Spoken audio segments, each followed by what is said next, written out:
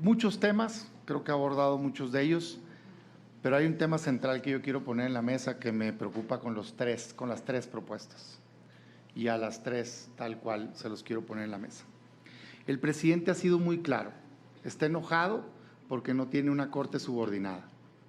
Abiertamente ha declarado que fracasó sus nombramientos y que le fallaron los perfiles porque no han hecho exactamente lo que él quiere. Me llama mucho la atención porque si revisas las resoluciones de sus propuestas, la verdad es que como en el 80% de las veces le dan la razón. Me sorprende, pues, pero por lo visto quiere el 100%, pues, que en ningún caso digan que no tiene razón el presidente. Y en ese contexto lanza la propuesta que estamos valorando hoy.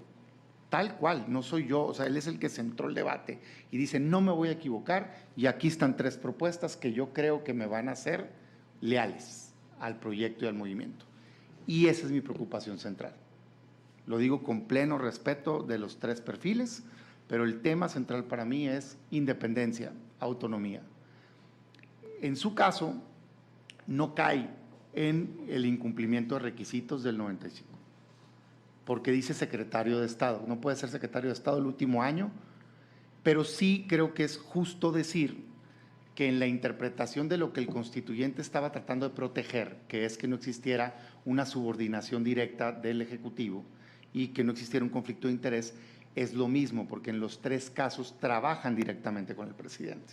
En su caso, comisionada, no secretaria de Estado, pero sí subordinada laboral, digamos, del presidente, y quiero entender, no me deje poner palabras en su boca, miembro del movimiento que representa el presidente, más allá de militancia, sino de, digamos, de su gobierno, pues, ¿no? Entonces, mi pregunta es, y quisiera escuchar, ¿cómo considera, o si considera que existiría algún tipo de conflicto de interés, o cómo podría usted garantizar al país su plena independencia en la resolución? Y eso es, digamos, el tema principal que yo quiero poner en la mesa. Segundo, algunos criterios específicos. Me queda claro, y siempre contestan muchos comparecientes, es que no me quiero poner en un posible futuro, pero es que entonces no vamos a saber nunca cómo piensa. Estamos nosotros juzgando si la persona es adecuada y necesitamos saber qué piensa sobre temas delicados para poder tener una buena idea de cómo va a resolver algunos asuntos. De antemano sé que depende de cómo llegue el caso, las particularidades, pero yo quisiera preguntar así en específico sobre alguna serie de temas, unos en esta primera ronda y otros en la segunda. El primero tiene que ver con la Guardia Nacional. En concreto, mi pregunta es su opinión sobre la resolución que tuvo la Corte.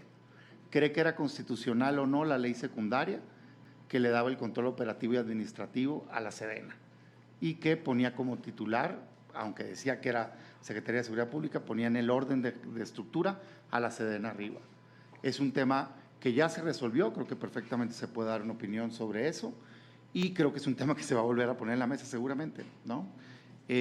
La preocupación nace de que, en mi opinión, el presidente está buscando aprobar con reformas secundarias temas en contra de la Constitución. Yo respeto si opina distinto, pero nadie tiene derecho a ponerse arriba de la Constitución. Entonces, en concreto, ¿no?, de ese tema.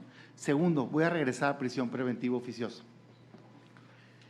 Existió en 2011 una reforma que estableció una serie de principios, entre ellos el de progresividad, que supone que tanto en aspecto de juzgar o legislar o interpretar, tienes que siempre estar pro derechos humanos y que no se puede dar marcha atrás, que no se puede eliminar cosas que ya tienes adquiridas.